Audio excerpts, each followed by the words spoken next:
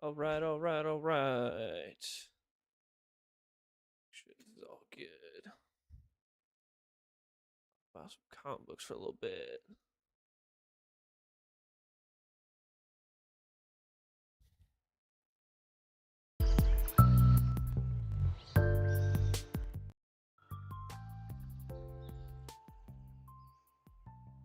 All right, there we go.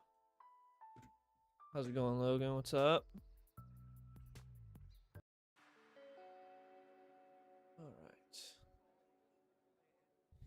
I read a lot of comic books this week. I was thinking about making a video. Like, I read every comic this week. I read like 47 new releases this week, 47 new issues since Wednesday.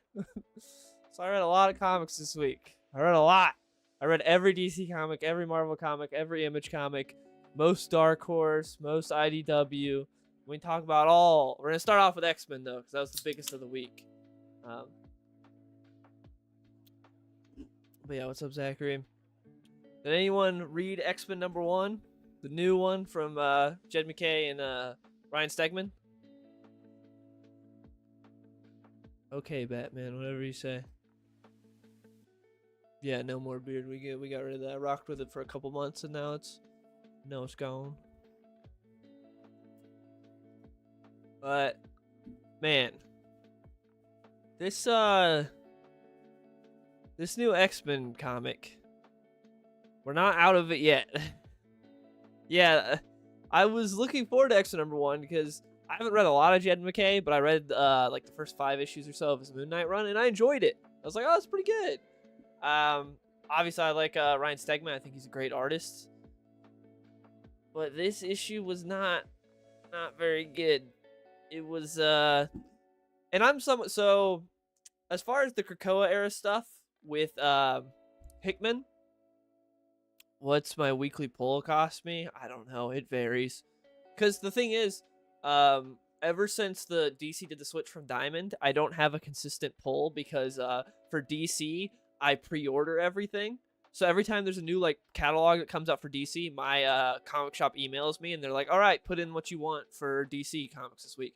For Marvel and everyone else, I have a pull list. Like I can tell you exactly what I get for Marvel and everyone else right now. I can go and look at that. For DC, it's just like I pre-order every time, so I can tell you what I got on my latest order because there was just a recent Connect, DC Connect is what they call it.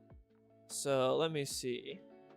Let's see, yeah, July 9th. All right, so here's what I pre-ordered from the latest DC Connect. I got Batman Long Halloween, The Last Halloween #1, Batman Long Halloween, The Last Halloween #0, Superman #18, Green Arrow #16, Green Lantern #15, Dark Knights of Steel All Winter #3, DC vs. Vampires World War V #2, and Batman the Barbarian #1. That's what I got for the latest DC Connect. But you know, on DC Connect they don't always have every single series for each catalog. Now for Marvel and everyone else, feels weird how Marvel comics trailers. I guess I don't really pay attention to them. All right, what do I got for everyone else right now? Let's look at my subscriptions. I have Falling in Love on Path to Hell, which issue 2 of that just came out this week. That's I think it's Gary Duggan does that. It's pretty interesting. We could talk about that as well in a little bit.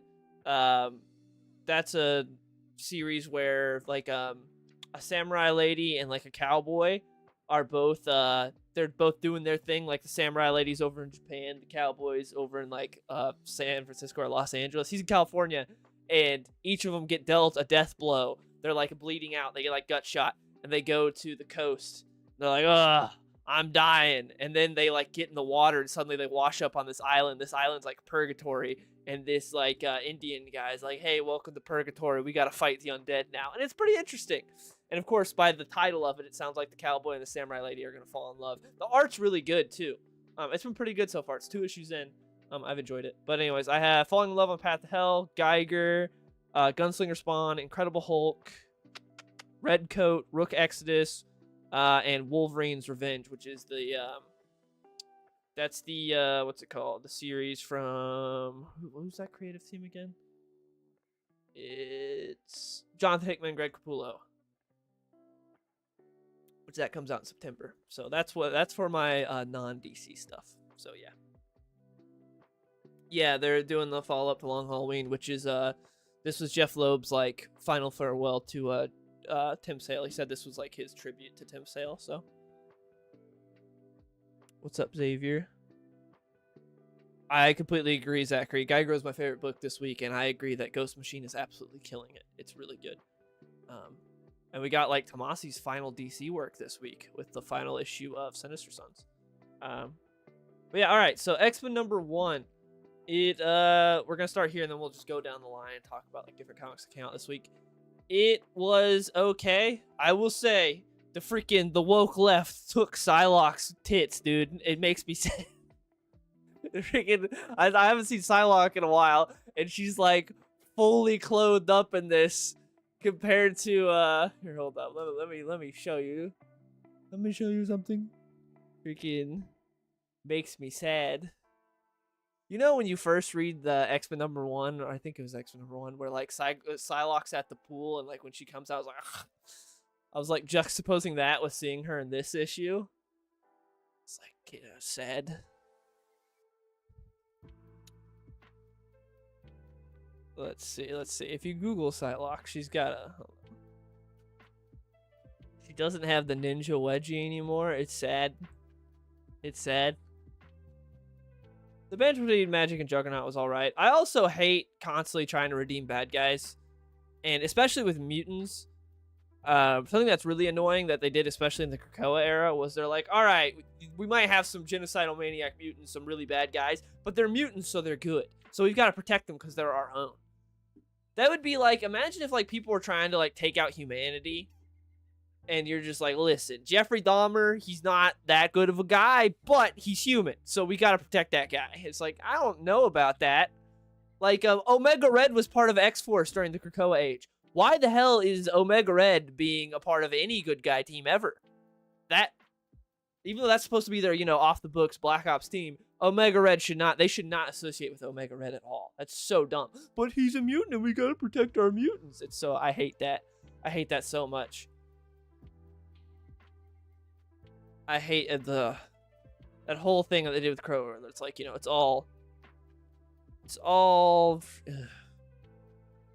just dumb. We're gonna get into that in a second, but I don't know why I'm struggling to find. Yeah, so let's say, so here's like, say, this is Jim Lee drawing Psylocke in the 90s. This is Psylocke now. That's why I read this book. I was like, damn. The woke left got Psylocke. They got her, boys. They got her. The libs. Look what the libs took from us. Look what they took from us. I was like, damn, is she going to Saudi Arabia? What's going on? But no, that's in all seriousness, it's a bad design, but I don't really care that much. I don't know why they gave her like a biker jacket, whatever. But yeah. Anyways, something that I'm really annoyed with this issue is I'm tired of the woe is me, being a mutant so hard, we're discriminated against all the time. Okay, we've got decades of those stories. We don't need it anymore. Cyclops being like, man, I'm sick of just being the flyest looking dude, plowing the hottest mutant, having sick powers. It's not really that inconvenient to just wear a visor all the time. It's so hard being a mutant, I'm discriminated against. It's like, okay, dude, we get it. It's not like, we don't constantly, every time they reboot X-Men, they're like, the mutants have it so hard. It's like, okay, some of them do, but not all of them. Let's not act like it. Also, like, at this point in the Marvel Universe, I feel like mutants would be widely accepted, and it would be more like the fringe weirdos that would be against mutants. It wouldn't be like the majority of people that would be like, mutants are bad and we need to wipe them out. A total mutant death. I don't like me no mutants around here. Like, I feel like that would be the fringes. But instead, it's like, you have like big companies that are still anti-mutant. Everyone's like, yeah, we don't like those muties. We don't like those dirty, rotten mutants. It's like, okay, it's not the 60s anymore. Let's move on to different stories. The X-Men are a lot of unique, cool characters where you can tell a lot of different stories. You don't. That's why Wolverine's my favorite X-Men, because they tell all these different stories with Wolverine. Like, there's a lot of different stories told with Wolverine. With the X-Men in general, it seems to always be like, oh, the humans are just like, them damn muties. It's like, okay, yes, some of the most classic stories are that. We don't need to just beat that into the ground. Like, we beat that horse. We don't need that still. You know? But that's what we keep getting. And we get more of it here. We get more of woe is me, being a mutant is so hard, it's really tough. It's rough being a mutant. You know? I feel like if they want to do that, they need to have a spin-off book where it's just like the Uggos, like the really disgusting freak mutants. Then you can play that card. But they're just like, here's all our hot, cool mutants, and they're the ones that are like, oh no, it's so tough. It's like, okay, I don't really care. I don't really think it's like that for you. But anyways, this whole issue is just like the A and B plot. You have the, like, A plot is Beast is showing because the mutants are no longer Krakoa, they're in Alaska now, and the chief of police from the area there in Alaska is this little lady that comes up, and she's like, hey, we're worried about what you mutants are doing up here. And Beast shows her around, is like, we're peaceful, we're growing carrots and stuff, and we're like the best people of all time. There's a funny part though when, like, he's like winning her to his side. Beast's like, mutants are good, we do good stuff, we grow vegetables. And then Magneto comes out of nowhere on his chair, and he's like, actually, you humans are scum and mutants are the best. And I like that bit. That bit was good.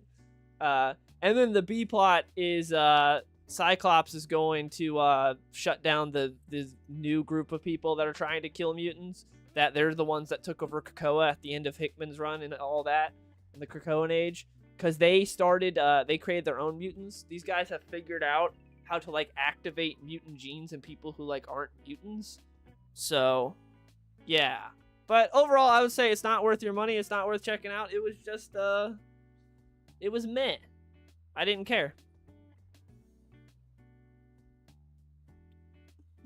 Oh, yeah. That's the thing. I don't understand what happened with Beast, because I read all 50 issues of Wolverine, and at the end of that, he was, like, a bad guy that, like, went to space and did a lot of horrible things. So I don't know why Beast is back and is a good guy now. There must have been another book where where that was just like a clone of Beast or something. Because I know Mr. Sinister was tied into something with Krakoa, but I didn't read the rest of that. I read like the first 8 issues. So for the Hickman run of X-Men, I read all of House of X and Powers of 10. So that, like, whole miniseries, I read all that. I read like the first 8 issues of I read the first 8 issues of X-Men, all up until when those like 65-year-old women from the YMCA came in and beat the shit out of the X-Men. I read all up into that, and then I stopped because I was like, okay, I don't care about this anymore. And then I read like the first 20 issues of X-Force, I want to say, about something like that. And then I read all 50 issues of Wolverine. So I read a decent chunk, but not all of it. So I don't know why Beast is cool now. I don't know, because yeah, he was really bad last I had read. But yeah, X-Men, I would say, is just a meh book. Let's see. What else we got? We got Gail Simone's return to Action Comics after a while. She did okay. It was another meh book. Yeah, that was part of the Wolverine story. He made a Wolverine clone army, and he also made a clone army of himself as well. And he went and did a lot of bad stuff, and Wolverine had to stop him. So I don't know why Beast is back. Yeah, when those YMCA women showed up, that's when I dropped the comic. Because after that, I was like, I'm done. I'm good. But yeah, this the Action Comics 1067 is the new creative team now. Because we had Philip Kennedy Johnson in Action Comics for a while, and then Jason Aaron came in for like a tiny little arc with Bizarro, and now Gail Simone's taken over. So yeah, he chewed that gun. Like, yeah, it was weird that he just started eating the gun, but whatever. Eddie Barrows on art. I love Eddie Barrows. Eddie Barrows is great. This is a throwback book because this takes place years ago. So it's not, modern times. It's not with like House of Brainiac and all that just happened. It's a throwback story. So you've got like Superman's in the Fleischer suits. Clark and Lois are both dressed kind of like it's the 70s. I like it. It's a very nice looking book. Writing wise, it's got that Gail Simone dialogue. Gail Simone, I feel like, hasn't written a good comic in a very long time. She used to write some good stuff. I feel like she kind of lost the plot and isn't too great anymore. In this, Clark, Lois, and Jimmy are investigating a they're investigating when they're just doing a piece on like a youth center that's gonna be closed down, and then some aliens beam down, and like Gollum, like Smeagol shows up. I don't know. Smeagol like shows up, and he essentially tells him about how he got tripped by some stronger aliens, and he needs a champion, and so Superman decides to be his champion, and he fights the stronger aliens, and that's like it. Yeah, Secret Six was good. And that's kind of it. It's kind of just an okay comic. It's nothing really special. Nothing real great comes out. I like Eddie Barrows, but every time we get a new comic after Philip Kennedy Johnson's run, I'm like, why isn't Philip Kennedy Johnson still on this comic? But yeah, action was meh. Oh, you know what I did read? Because like I said, I read like every single comic that came out this week. I read Star Wars: The High Republic Adventures #7. You guys want to hear about Star Wars: The High Republic Adventures #7? This is a Dark Horse comic. Let me tell you about how great this is. At one part, a Jedi lady tells her non-binary Jedi master that she's leaving the Jedi Order to go have a lesbian marriage with her girlfriend. This is Star Wars just in a great spot right now. It's like, what? And she's happy for it. It's like, yeah, I'm so happy you're leaving the Jedi Order. This is sick. I'm like, what is going on? Like, what? Also, extremely ugly comic. I generally don't like to comment on art because unless I like it, because you know art's very subjective. But this is a freaking ugly ass comic book. This is here, let me show you guys something real quick. Yeah, I read this. I was like, what are they even doing with this? Dude.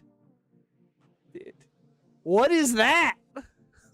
What the hell is that? What is going on? What? This is from the Jedi event. What? What is... Yeah, so anyways, Star Wars is doing great right now. Disney's killing it. Highly recommend you pick up Star Wars Adventures of whatever #7. It's a great comic. Let's see what else. I'll tell you a comic that really surprised me that I enjoyed. I knew nothing about coming into it. Was Kid Venom #1. I have no clue what's going on with Spider-Man, Venom, and all that right now, but it takes place in Japan, the year 977, and some kid bonded with a symbiote, and there's other symbiotes there, and they think the symbiotes are demons, and they fight them, and it's samurais versus symbiotes, and it's really good. And the art's great. It's very, you know, manga-esque. It's really cool. I did not expect that. So that's one of my highly recommends for this week. If you're looking for a good comic to pick up. If you want to see samurais versus freaking symbiotes, it's pretty cool. It was, I'm actually going to pick up issue #2. I was not expecting this to be like as cool as it was. But yeah, Kid Venom #1 was surprisingly really good. Which I don't know if anyone else read it. But Kid Venom was sick. You've got like ancient versions of things too. You've got like a sorcerer, like Doctor Strange type. You've got Kid Venom. So there's someone has a Spider-Man mask. That was part of the tease. Is like, why does this person have a Spider-Man mask? It's like, oh, next week find out why that person has a Spider-Man mask and whose mask is exactly is. But yeah, let's see if I can show you guys like a page from this. Yeah, like look at that. That's pretty cool. See the freaking giant like Carnage symbiotes coming after them. They're all preparing to fight. It was pretty sick. Kid Venom #1, highly recommend. Has any of you guys been reading Gotham by Gaslight, the Kryptonian Age? Issue #2 was kind of funny. Issue 1 was okay. Issue 2 was all right. I don't know if I can really recommend it. It wasn't bad. It's from Andy Diggle, who he wrote, what was it? He wrote Green Arrow Year 1, which I highly enjoyed. I don't know. Remember last time I read an Andy Diggle comic prior to this though. But there's like a hilarious part in it. There's a couple funny moments in this. So there's one moment I posted it on my Twitter. Get that up.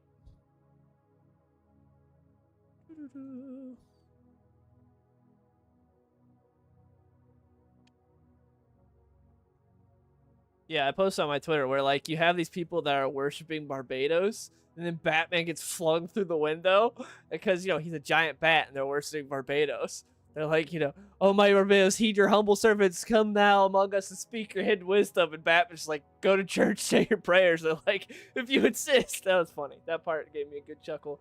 But also, there's a funny part where Batman's fighting Talia on a train, and he fights her exactly how you think a man of Batman's size would fight a 120-pound woman. He just picks her up and just ragdolls her. But he's also injured at this point. He's been shot and stabbed. But it's pretty funny the way he fights her. Because he clocks her, and then he just takes her, just whams her, but then he ends up getting thrown off the train. But that part was pretty funny. But yeah, Kryptonian Age, it's been alright so far. It hasn't been bad, but it has been good enough that I can say you should definitely read it. It's really good. So I'm on the fence about it right now. We'll see how it goes from here. Maybe it'll read better in trade. But we got Wonder Woman in this issue. Either Aliens vs. Avengers or Black Panther vs. Predator. I don't know who's writing either of those. Wolverine vs. Predator was surprisingly really good. I thoroughly enjoyed that little series. Let me look up who's doing this. Because that was I think it was a 3 or 4 issue little series, and it was pretty good. I liked it. All right, let's see who's writing this. Jonathan Hickman's writing Aliens vs. Avengers. Percy's writing, and Percy wrote the Predator vs. Wolverine, so he's writing Predator vs. Black Panther. I'll probably check both those out, see how they are. I feel like the only thing is I feel like the aliens shouldn't really give the Avengers any troubles at all. You know what I'm saying? Black Panther versus Predator, cool. That could be a sick fight, just like Wolverine versus Predator was. But I feel like if we're being honest, the aliens would get taken out in half a second by the Avengers. Unless you've got some real low-level Avengers. But I don't know. I don't know. We'll see how it is. We got the end of Sinister Sons this week. Sinister Sons issue 6. I don't know if any of you guys read that. I've been reading Sinister Sons. I got all the issues. I enjoyed it. It's Tomasi's, I think it's his last thing at DC. I think now he's just fully Ghost Machine, I believe. But yeah, this was the final issue of that. It's about Zod's son and potentially the son of Sinestro. We don't know though, but he likes to think he's Sinestro's son. It's this Korrigarian kid who grew up on another planet without any family. He was just abandoned, and he believes Sinestro's his father. And so his whole goal in life has been to try to make his way to Korrigar to meet Sinestro and find out if he's his dad. So in this issue, he finally meets Sinestro, and he tries to get a blood sample from him, and it's a pretty funny back and forth. A pretty funny exchange between his Sin son and Sinestro. Yeah, Avengers Destroyed. Exactly. Have you read any Ultimate books? Yeah, are you talking about the new Ultimate books? I've read all the issues of Ultimate Spider-Man, and I've read the first 2 issues of Ultimates. As far as this new Ultimate relaunch, I also read the first issue of Ultimate X-Men, which was really weird. That's that Peach Momoko book. Yeah, I read Absolute Power. I did a video on Absolute Power. Absolute Power is not very good. Good art though, but writing-wise, not the best. What was I thinking? Oh yeah, so when Sin-Sun meets Sinestro, it's pretty funny because Sin-Sun's 10 years old. And he's like, Sinestro, I think you might be my dad. That's why I got trying to get these blood samples from you. And Sinestro tells him, he's like, what does it matter if I'm your dad or not? You're already basically fully grown. It's like a 10-year-old child. He's like, all your formative years are over. It doesn't matter. It's very funny, how Sinestro sees his child. He's like, me, I would have no impact on your life anymore. That Task Force 7 book this week sucked. Task Force 7. Are you talking about the Absolute Power tie-in? Yeah. Yeah, that book was not very good, but it was written by Leo Williams, so I didn't expect it to be any good. Yeah, the one with Billy Batson. You know, the only good part of the issue was the part I posted in the Discord where Billy's like, "Are there any slurs for robots?" That was it. Yeah, the art wasn't very good. It was just not a good tie-in. And this is like the first tie-in post Absolute Power #1. So we got Steve Trevor at the end of it. It wasn't very good.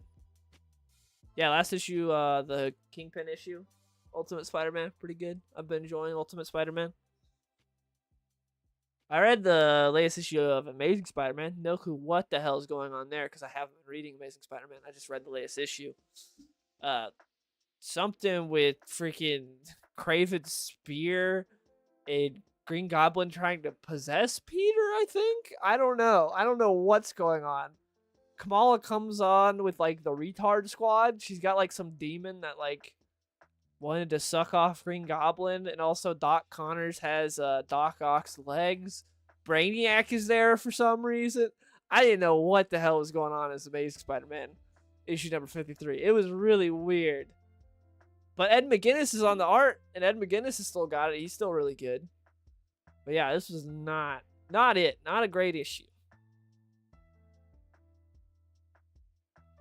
I don't even know what's going on with the freaking Kraven Spear fiasco. I don't know how any of that. Yeah, that was a weird issue. We got I read the TMNT was it 40-year anniversary issue. I enjoyed that. I'll tell you the stories I enjoyed from that real quick, because it's, you know, just like every anniversary issue, like Action Comics 1000 and all that. There's just like several stories in it. What's up, Mr. DC Comics? So let me tell you which stories I enjoyed. So the first one we got, which we just got like an Edgar Allan Poe freaking poetry that they just did to like a little TMNT story from Last Ronin, essentially. That was okay. What were the other stories I liked? Let me go down. I gotta see what the stories were here. But I would say it's worth picking up the TMNT 40th anniversary issue. This one. What is the name of this story? Oh, Gang Wars from Tristan Jones and Paul Harmon. I enjoyed that. Gang Wars was a good portion of it, and let me show you the art real quick. Paul Harmon did a really good job on pencils. Yeah, this is looks nice, very nice. But this is from the Gang War story in the, like I said, there's like 8 stories or something like that in the 40th anniversary issue of TMNT. But yeah, Gang Wars was a good one of the stories, or the other stories that I liked. Splinter Forever. Splinter Forever was this was from like the 2003 TMNT show, which is what I like grew up on for TMNT. As a continuation of that, it was like written by one of the writers of the show, and the art's in the same art style. I enjoyed that a lot. Splinter Forever was a really good one. They is pretty cool because like Splinter's trapped and he's getting saved by his sons, and as each of his sons come in, you get like a splash page of them and like Splinter's thoughts on them. Although he did my boy Raph dirty, because everyone else, he's like Michelangelo, the actual most true martial artist of all of them, because of how like free he is. And he's like Leo, the hardest working, Donatello, the smartest, he's got the greatest brain. And then he's like Raph, the like angry retard who isn't actually as good as he thinks he is. It's like, damn, Splinter, you didn't have to do Raph like that. Like everyone else, he had like all this praise for. Then he's Raph. He's like, yeah, Raph's kind of just like a dumb, angry idiot. He's not very good. I was like, okay. But yeah, on that, I like that story. It was good. It was pretty good. What else was there from the TMNT 40th anniversary?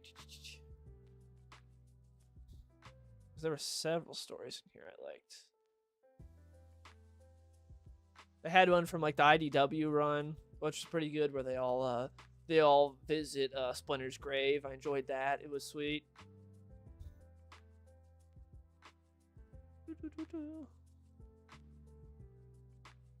What else we got? I feel like I missed one. Yeah, I definitely missed one, but there was another one that I liked. But yeah, there were like 4 or 5 stories in here that I liked. So if you like TMNT, pick up the 40th anniversary issue. It's pretty good. I did not read Ultimate Black Panther. I already read the first issue of Ultimate X-Men. Yeah, Ultimate X-Men was weird. Ultimates has been just okay so far. I thought the first 2 issues were just meh. Did you read last month's Outsiders? Jonah Hex? No, I read this month's Outsiders, and it was interesting. I didn't really care about anything that was going on. Luke Fox was in it. We got Batwing.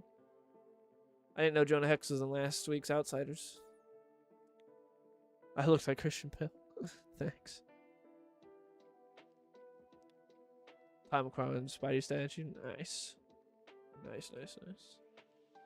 What else came out this week? New issue of Geiger. Loved it. That was my favorite issue of this week. Gary Frank doing his thing. Very heavily action-packed issue. I love the Ghost Machine. No, I didn't read Justice League vs. Godzilla. I read the Death in the Family Robin Lives #1, which is the alternate, like what if it was voted that Robin lived and he didn't die. I didn't think it was very good. It's an interesting premise, you know. What if Robin didn't get killed by the Joker? In this, everything that happened to Robin still happened. He just didn't die in the end, so he still got his ass beat by Joker with a crowbar and all that. He just didn't die. He survived it.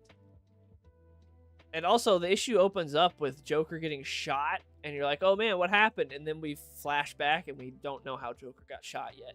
So I guess maybe next issue we'll find out how Joker got shot, what happened. Unless it was just all part of a dream, because later on we get, like, in a dream sequence, we see Joker get shot. So I don't know if that's what the book was implying. But yeah, it wasn't that good. It's kind of like the entire issue is just Jason's like coping with what he went through and blaming Batman, and Bruce doesn't know what to do because Jason's not himself anymore, and that's kind of like the entire issue. What movie would you want your favorite comic book team to cover? What do you mean by that? Like, if a movie was adapted into a comic or a movie universe, or what do you? I'm a little confused by the question.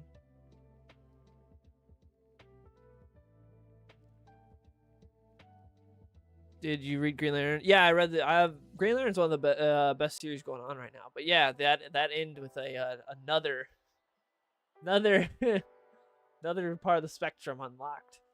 Yeah, it's getting a little ridiculous. But also, they could get rid of this because you know, with how the emotional spectrum's right now, it's shown that the emotional spectrum's in like a weird state right now because of how everything is with what's it called, that one dude from taking over instead of the the Guardians are no longer in charge of it, and now it's that one guy, I can't remember his name, that's taken over, and so everything's like all out of whack. That's why Sinestro was able to just like manifest rage, and this guy manifested sorrow. That's the new emotional spectrum. I felt really bad for the guy too, because he was supposed to get married to Carol, and then she just left him for Hal. That poor guy. I felt really bad. It's like, because last issue I was like, oh yeah, Carol came back for Hal. I was so happy. And in this issue, you see the ramifications. Dude's just sitting in bed holding the ring crying, and it's like, oh, yeah, that guy didn't deserve that. Carol's kind of a terrible person for doing that. Yeah, it was a good issue, though. I still enjoyed it. But yeah, I agree about how having another part of the spectrum is kind of crazy. But yeah, Green Lantern, definitely, if you're not reading Green Lantern's pretty good. Jeremy Adams is one of the best writers around right now. What else do we have? Batman and Robin issue number 11. I enjoyed until the end. In the end, we get it revealed that Bane has a daughter, and I hate that so much. I said this like last stream that I think there's way too many families in both DC and Marvel. Just in comics in general, there's too many families. I'm annoyed with it. Every single book I read, Superman has a family, Batman has a family, Green Arrow has a family, everyone has a family, Bane has a family now. It's stupid. But up until then, it was cool because Bane has, for some reason, gone off to Dinosaur Island. And he's just ruling Dinosaur Island now. I don't know why, but that's just his thing. He decided to do that. Batman's investigating with Robin because Robin still wants to get revenge for Bane killing Alfred during Tom King's run. He's still upset about that and traumatized by that. And so they go to Dinosaur Island, and they see Bane doing his thing, and then his daughter pops up, and it's weird. But also, Juan Fajeda does the art on this, and it's so sick. I posted on my Twitter. Bane fights a T-Rex, and it's one of the coolest things I've seen in a comic book in a long time. It's, yeah, this right here. Gosh dang, look how cool that is. Look how cool that is, dude. Because he wants to be, he's like, I'm going to be king of the dinosaurs. So, you know, what's the king of the dinosaurs? A T-Rex. So he takes down the T-Rex to become king. It's so cool. That's so cool. But yeah, he has a daughter for some reason. We didn't need that. But that's just how it is. He's got a daughter now. Which is dumb. Everyone has a family. Did you read the Zero Hour Batman storyline? I really liked it. Foundation Sacrifice, pretty funny. Talking about the current thing with Chip Zdarsky. If you're talking about that, then no, I haven't read it. I read a little bit of some of that stuff, but not all of it, because I did not care for Chip Zdarsky's run on Batman. Green Lantern's the only one going DC and still reading. It's definitely really good. Agreed, Zachary. Jeremy Adams and Philip Kennedy Johnson are definitely the two best at DC right now. No, Alfred, I believe, is still dead. I don't think they've brought him back yet. Who do you want to see replace Tom Taylor on the Nightwing series? Just about anyone. I mean, actually, I'd really like to see Jeremy Adams give it a shot. With how good he's been doing. I just read his Flash miniseries, the Jay Garrick one. So good. So good. Because I picked up the issues a while ago, but I didn't read them. I did, this past week or two, I've been catching up on all the stuff I was behind on. And it's a 6-issue miniseries. It's about Jay Garrick's daughter had gotten Wally West, where Wally Wested, where she was, taken out of the timeline. People were made to forget about her. And then she got brought back in the timeline, like what happened with Wally West with Rebirth. And so Jay Garrick was making up for lost time with her, and a lot of cool stuff happens, and it's amazing. Really, really good. But yeah, Batman and Robin was still, I'd say, a good issue. I just didn't like the ending. And I haven't read any other of Batman and Robin. Issue number 111 was the first one I read. I read Avengers number 16. It was meh. This is another Jed MacKay comic. They're fighting vampire. It's part of the freaking what's it called, Blood Hunt. Yeah, Blood Hunt. Captain America's fighting Baron Blood on a up top with the Avengers, and it's just, I liked Quicksilver in it. The art's kind of meh, which is weird for an Avengers book. You think you'd have more of a premier artist on it. It was, yeah, they're on a helicarrier fighting vampires, and it was just okay. I didn't really care. First Avengers comic I've read in a long time, though.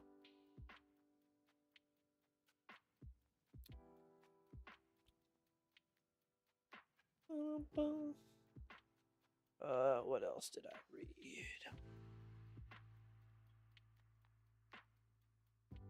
I read Daredevil issue number 11, which I actually enjoyed that. I thought that was interesting. Kingpin's been possessed, I guess, by, I don't know what he's been possessed by, but it seems like Kingpin's been possessed by a demon or something. So again, this is issue 11. I haven't read the prior 10 issues, so I don't know what's going on with that.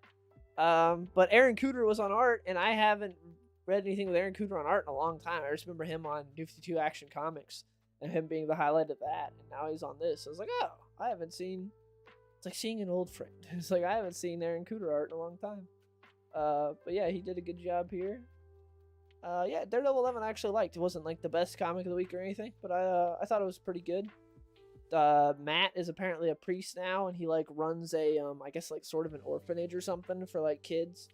And one kid knows he's Daredevil and also hates him because he blames him for his dad dying, because his dad was a crook that was involved in an explosion that I can't remember, Bullseye or Kingpin or someone caused, and so he blames Daredevil for it. The kid runs away and ends up getting captured by Bullseye in this issue.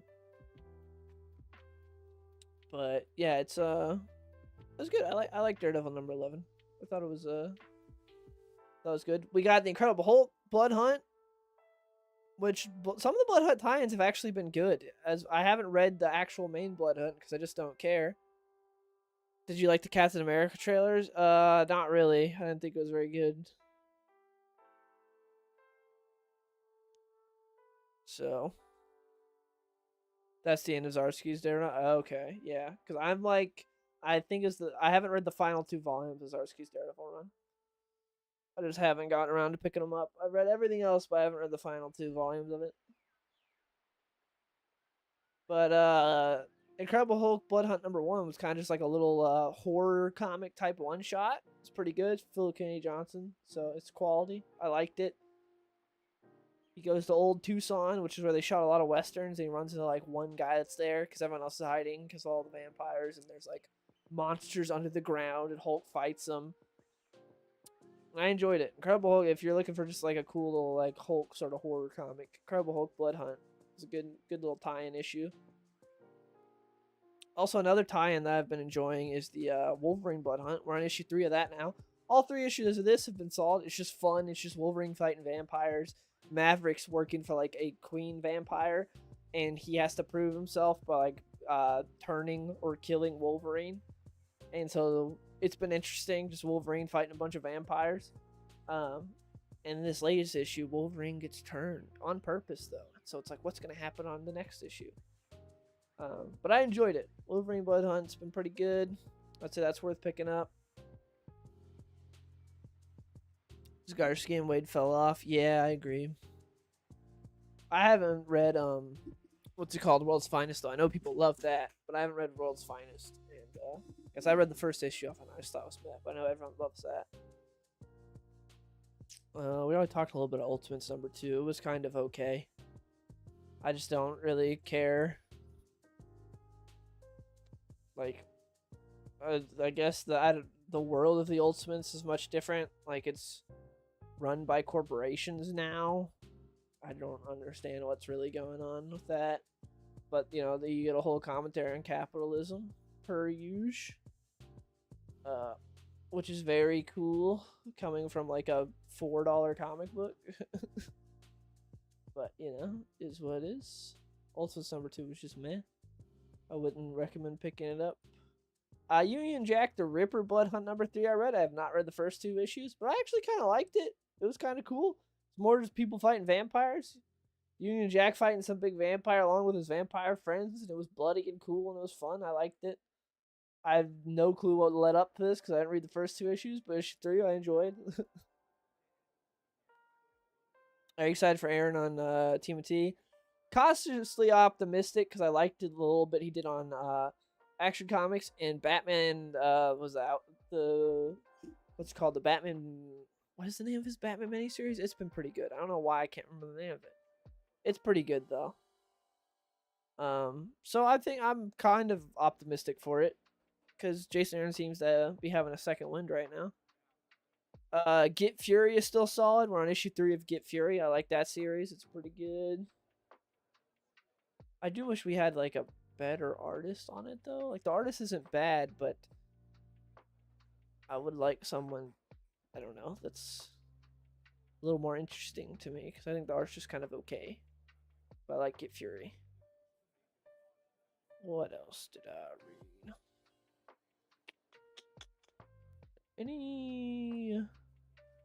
What other independent stuff? Oh yeah, I read The Domain, which is new #1 for a Zdarsky independent book, which was okay. It's about like 3 friends that like really are into space. And they investigate space every day, and finally like a ship crashes down on Earth, and they end up getting like a gauntlet that gives them superpowers from it. It was alright. Art was not very good. It has a horrible cover though. Like the cover is not interesting looking at all. Remind me a little bit of kind of like a Power Rangers type thing. Already talked about Geiger and Falling in Love on the Path to Hell. Enjoyed both of those. I read Ice Cream Man #40. I don't know if anyone has ever read Ice Cream Man, some series with Image. This was a heavy book, dude. Yeah, I saw Criminals getting an Amazon series. And they have all of the hottest people on Earth starring in that series. Like every time they announce someone, they're like, "Here's another hot person in criminal." I'm like, nice. So the cast looks really good. We'll see how it goes. I'm excited for that. But yeah, I don't know if anyone's ever read Ice Cream Man, the Image comic. I had no clue. I had no clue what I was expecting going into it. But this issue was just like a decompression of a car crash, a very violent car crash. And it was a very depressing comic. It was interesting though. It's about like these two dudes are driving like a giant dairy truck that then run into like a family of 4 and everyone dies except for like one guy. And then it's like that just all slowly happening and what happened to each of them earlier that day. And it was like, that's not what I expect from a comic book titled Ice Cream Man. But it was interesting. Yeah, I'm excited for Hyde Street as well. All the Ghost Machine stuff, because the current 3 Ghost Machine books are really good. So I'm excited to see what else we get. I read Moon Man #3, which is written by Kyle Higgins and Kid Cudi, which I didn't know Kid Cudi wrote comic books. I didn't think it was very good though. The art wasn't my taste, and also it was very wordy. There was just a lot of talking and not very interesting talking. But I didn't know Kid Cudi wrote comic books. So when I was like just going through, I was just like reading all the comics. And I was like, wait, Kid Cudi writes a comic? Yeah, him and Kyle Higgins write a comic together. So that was interesting. Oh, yeah, the comic with Tom King, right? The Ice Cream Man is actually a demon, and each issue is a story about him terrorizing a random person because he thinks it's funny. Really? I did not know that, because I never, like... Unless it was, like, in the beginning where I didn't read, like, the introduction. No, there's no introduction. Yeah, they didn't say that at all in this. So I did not know that. Wow, okay, well, I guess that explains some things. That was interesting. Yeah, because I didn't know what... It was just... I was like, dang, there's just this big car crash going. Well, I guess that explains that. I read Transformers #10. I had no clue what was going on in that. I've never been a big Transformers guy. I was just like, okay, I cannot judge this comic because I have no clue what's going on. I have not been reading Deadpool. I'm reading the Deadpool Wolverine World War III story going on from Joe Kelly and Kubert. I'm reading that. That's been pretty good so far. So I read Savage Sword of Conan. That new issue came out this week. It's a bunch of different Conan stories in there. One was pretty interesting where he ends up getting turned into a werewolf. I think it's Frank Thierry wrote it, which he's written some stuff for DC before. Yeah, he turned into a werewolf, and he's got to hunt down to find the werewolves that turned him because he has to kill like the king werewolf in order to fix his curse. It was pretty good. I liked it, but it had like a bunch of like small stories in there. Oh, I read Kill All Immortals #1. This was a comic that I thought had an interesting premise, but not a very good execution. It's from Zach Kaplan. I don't know what else he's written, and the art's done by Fico Osio, assuming I pronounced that right. So, it's about these, like, there's this family of, like, immortal Vikings. I think it's, like, Eric the Red it's his family. But anyways, they're all, like, bad people, except they have one, like, white-libbed daughter that's, like, actually a good person. And, she spends all her money on charity and takes care of people. But yeah, she has to go back to her family because she gets attacked on the road. She's like, family, we need protection. She brings her boyfriend, who's this black guy that's this BBC reporter. And they had never met her boyfriend before, her family, but she pulls up to her family's place. And her brother, when he sees her boyfriend, goes, Mr. BBC. I don't know about you, but if my sister had a black boyfriend, I'm never calling that guy Mr. BBC. Like, that was crazy. He's like, Mr. BBC. I don't care what publication he works for. I'm saying Mr. BBC. I was like, that's a crazy line. But anyways, they have like an ominous dinner, and she's like, Dad, we've been attacked. That's why I came here for safety. And then they're like, you weren't attacked. We were actually trying to kill your boyfriend. And then they kill her.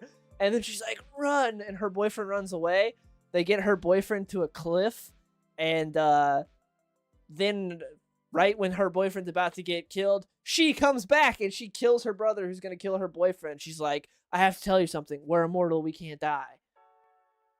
And so this is what I mean by like interesting premise, poor execution, because they're at like a dinner table when they initially kill her. They're all immortal. They know she can't die. So when they kill her, you think they'd lock her in a room, lock her up, tie her up, something so she can't get away. Her boyfriend's right next to all of them. They could easily grab him and kill him right there. They let him run away for some reason. So it's like, why does the boyfriend get away? Why don't you lock her up when you slow her down by killing her for 5 seconds? How does, like, the whole execution of it wasn't very good. But the premise is interesting. Like, there's these immortal Vikings that now, like, are kind of, like, secret, like, elite billionaire, trillionaires, whatever. And, I don't know, have, like, certain, they have, you know, influence on the world. And, like, there's actually one of them that turned out good. Like, it's an interesting premise. But just the execution of it was done very poorly. We'll see where it goes from here, though. I don't know. I might check out issue 2. Because I like the premise, but the execution wasn't done too well. Mr. BBC. Bro. Let's see. What else did I read?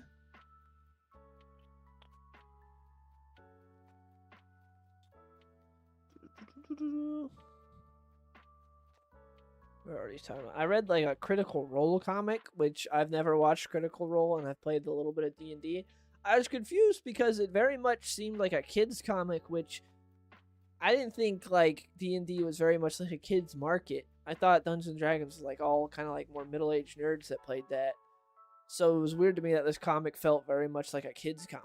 That was interesting. I did not expect that. When I was reading it, like, this all feels like it's meant for like a 9-year-old. I was like, but what 9-year-old is watching Critical Role? So I don't know. That was interesting. I read the Red Sonja, which I'd never read Red Sonja before. The interior art was very disappointing compared to the cover. I'll show you that real quick. They do a real switcheroo on you there. Let me show you something real quick. The Red Sonja comic was just okay. Do you think DC would ever bring back the pre-52? I mean, they already kind of did. When they did Rebirth and all that, they did that. They brought back pre-52 Superman and everything. Like, all right, so yeah, so here's the cover of Red Sonja. You know, good art, nice, gets you intrigued. Here's the interior. It's like, oh, okay. So, you know, clickbait at its finest in the comic book industry. But yeah, that was just meh. I think that's basically it. Yeah, I read like 47 new issues this week, like new releases. So I read a lot, and I guess out of what I'd recommend, I'd say is worth picking up. Let's see. I'd say Sinister Sons number 6. If you're interested in that, that's worth picking up. Batman number 11, even though the ending was dumb, I still would say that was pretty good. I'd say it's worth picking up. Green Lantern number 13 is worth it. Daredevil number 11, I liked. I'll say that's worth it. Incredible Hulk Blood Hunt number 1, were pretty good. I like that. Worth picking up. Union Jack the Ripper number 3. I'd say that's you know, pick that up. Get Fury number 3, worth it. Wolverine Blood Hunt number 3, worth it. What else we got? Savage Sword of Conan, I'd say that was worth picking up. Geiger number 4, favorite issue of the week, highly recommend. Falling in Love on the Path to Hell, I'd say that's pretty good if you're looking for like a new indie book to read. I like that. Was there anything else? Oh yeah, Kid Venom number 1. Definitely read Kid Venom number 1. Highly surprised how good that was.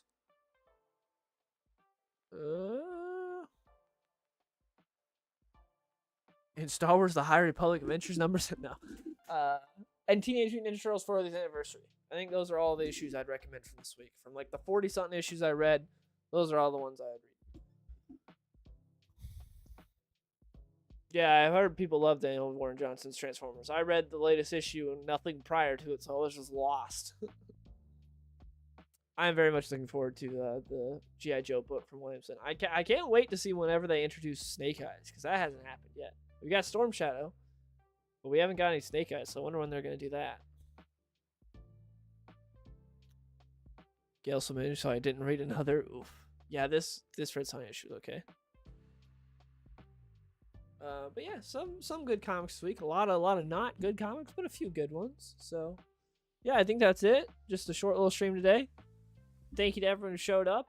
I appreciate it. And I'll see you guys in the next one. Hope everyone has a good weekend. And I will see you